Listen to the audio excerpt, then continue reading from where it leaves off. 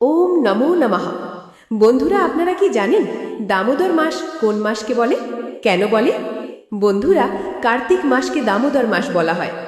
আজ আমরা জানব কেন কার্তিক মাসকে বলা হয় দামোদর মাস। এই মাসের প্রতিটি দিন, প্রতিটি মুহূর্তে লুকিয়ে আছে ভগবান শ্রীকৃষ্ণের এক অপূর্ব লীলা, যেখানে অসীম শক্তির অধিপতি স্বয়ং ঈশ্বরও বাঁধা পড়েছিলেন এক মায়ের ভালোবাসায়। গোকুল নগরে একদিন ছোট্ট গোপাল মাখন চুরি করছিলেন। মা যশোদা দুধ ফোটাচ্ছিলেন, আর সেই সুযোগে কৃষ্ণ দুধ মাখনের ভাণ্ডারে ঢুকে সব ফুরিয়ে ফেললেন। মা যশোদা ফিরে এসে দেখলেন দুধ নেই, মাখন নেই, চারদিকে কেবল ছড়ানো মাখনের দাগ।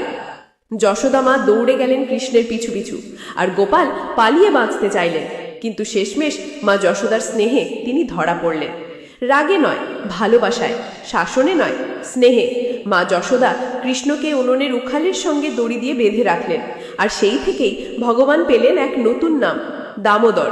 দাম মানে দড়ি, উদর মানে পেট, অর্থাৎ যার উদরে দড়ি দিয়ে বাঁধা হয়েছে তিনিই দামোদর। এই ঘটনায় প্রকাশ পায় এক অপূর্ব সত্য, যিনি সমগ্র সৃষ্টির নিয়ন্তা, সেই ভগবানও নিজের ভক্তের প্রেমে বন্দী হয়ে যান। এই কারণে প্রতিটি কার্তিক মাসে ভক্তরা ভগবান শ্রীকৃষ্ণের দামোদর রূপের পূজা করেন।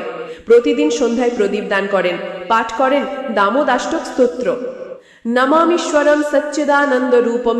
বিশ্বাস করা হয় এই মাসে যে ভক্ত একটিমাত্র দীপও ভগবানের সামনে জ্বালান, তিনি অগণিত জন্মের পাপ থেকে মুক্তি পান। কার্তিক মাস ভক্তির পরম মাস। এই মাসে প্রদীপ দান, ভগবানের নামস্মরণ, উপবাস ও দয়াকর্ম করলে ভগবান নিজে তুষ্ট হন। যেমন যশোদা মায়ের প্রেমে তিনি বাধা পড়েছিলেন, তেমনি ভক্তের ভালোবাসাও তিনি নিজেকে সমর্পণ করেন। দামোদর মাস আমাদের শেখায় ভগবানকে বড় করে পেতে হলে জ্ঞানে নয়, আচার অনুষ্ঠানে নয়, ভালোবাসায় তাকে বাঁধতে হয়।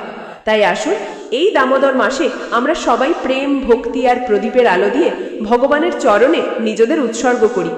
ভগবান দামোদর আমাদের জীবনে আনুন আলো, শান্তি আর অশেষ আশীর্বাদ।